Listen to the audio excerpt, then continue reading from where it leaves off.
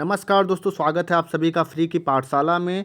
तो जैसा कि आप सभी को पता होगा कि इंटेलिजेंस ब्यूरो में एसीआईओ की 3700 प्लस वैकेंसी इस साल निकाली गई है 2025 में। तो ये एक बहुत बड़ी वैकेंसी है जिसमें कि आप लोग सिलेक्शन लेकर भारत सरकार में एक अधिकारी बनने का एक सुनहरा मौका है आप सभी लोगों के लिए। तो आप इस वीडियो को पूरा अच्छे से देखिएगा और मैं आप सभी से ये ज़रूर कहूँगा कि आप लोग इस फॉर्म को ज़रूर भरें, क्योंकि 2 स्टेज का रिटन एग्ज़ाम है और उसके बाद एक इंटरव्यू होगा आपका 100 नंबर का, और उसी के साथ आपको एक बहुत ही अच्छी सैलरी की नौकरी मिल जाएगी, क्योंकि इसमें जो है सैलरी भी काफ़ी अच्छी है इंटेलिजेंस ब्यूरो एसीआईओ सेकेंड में। फ्रेंड्स देखिए, इस वीडियो में हम डिस्कस करेंगे कि जो एग्ज़ाम हुआ था फरवरी 2021 में, जो कि टोटल 9 शिफ्ट में ये पेपर कराए गए थे, जो 2020 में जो नोटिफिकेशन आया था आईबीएसईआईओ का, तो उसमें जीके के जनरल नॉलेज के कौन कौन से टॉपिक से सवाल पूछे गए थे। तो जिससे कि आपको अभी से ही एक ओवरव्यू मिल जाए और कैसे आप 2 महीने के अंदर अपनी तैयारी काफ़ी अच्छे से कर सकते हैं। और वीडियो को पूरा देखिएगा। आप सभी का एग्ज़ाम भी बहुत जल्द कंडक्ट होगा, क्योंकि आईबी फॉर्म भरने के 2 महीने 3 महीने बाद ही एग्ज़ाम कंडक्ट करा लेती है। ऐसा इसका इतिहास रहा है। जो पिछला जो पेपर हुआ था उसको आप देख सकते हैं कि नोटिफिकेशन कब रिलीज हुआ था और एग्ज़ाम कब कंडक्ट कराया गया था टायर 1 का। तो चलिए फ्रेंड्स, वीडियो में आगे बढ़ते हैं। अच्छा, इससे पहले आईबीएसईआईओ पे ही मेरी एक और वीडियो आ रखी है जिसमें कि मैंने ये बताया है कि किस किस सेक्शन से, जो आपकी इंग्लिश का सेक्शन है, रीजनिंग का सेक्शन है, करंट अफेयर का, जीएस का, तो कौन कौन से सेक्शन से कितने नंबर ऑफ क्वेश्चंस आते हैं। तो यहाँ पे हम सिर्फ और सिर्फ पर्टिकुलरली जीके को ही देखेंगे। जो जनरल स्टडीज़ कह लीजिए या फिर जनरल नॉलेज कह लीजिए, उसके जो सवाल आए थे 9 शिफ्ट में जो पेपर हुए थे, तो किस टॉपिक का वेटेज सबसे ज़्यादा रहा। तो देखिए, अगर हम सबसे ज़्यादा वेटेज की बात करें तो ज्योग्राफी में टोटल 30 सवाल आए थे। ठीक है फ्रेंड्स, हिस्ट्री की बात करें तो 24 सवाल आए थे, स्पोर्ट्स की बात करें तो 17 सवाल, करेंट अफेयर में 17 और बायोलॉजी में 14।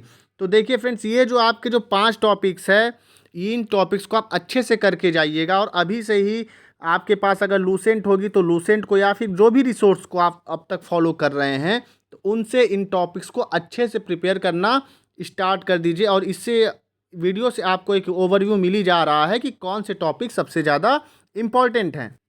जैसे कि ज्योग्राफी की बात करें तो ज्योग्राफी में फिजिकल ज्योग्राफी भी आएगी और इंडियन ज्योग्राफी भी आएगी। हिस्ट्री की बात करें तो ancient history, medieval history and modern history, लेकिन मॉडर्न हिस्ट्री का वेटेज सबसे ज़्यादा रहता है। ज़्यादातर सवाल मॉडर्न हिस्ट्री से ही पूछे गए हैं।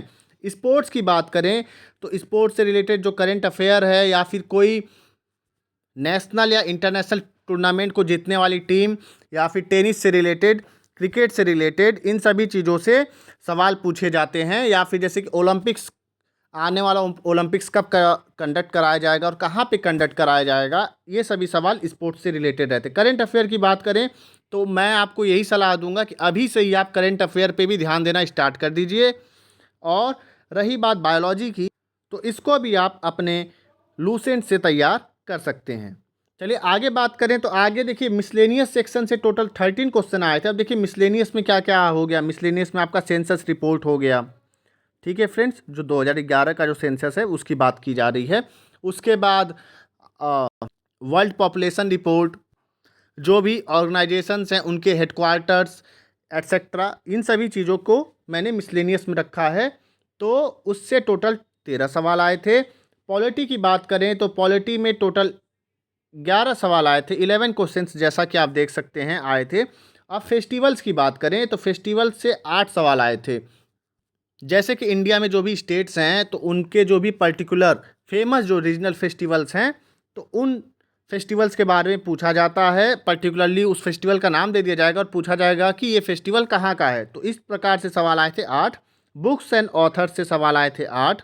केमिस्ट्री की बात करें तो केमिस्ट्री टोटल आए थे 7 सवाल, फिजिक्स से 7 सवाल, इकोनॉमिक्स से 7 सवाल, आर्ट एंड कल्चर से 7 सवाल, और हाँ फ्रेंड्स, एक बात और ध्यान दीजिएगा कि ये ऐसा नहीं कि एक पर्टिकुलर पेपर, एक सिंगल पेपर की बात कर रहा हूँ मैं। जो जो 9th शिफ्ट में जो 9 पेपर जो आपके हुए थे, उन सभी पेपर्स का मिला के मैं बता रहा हूँ।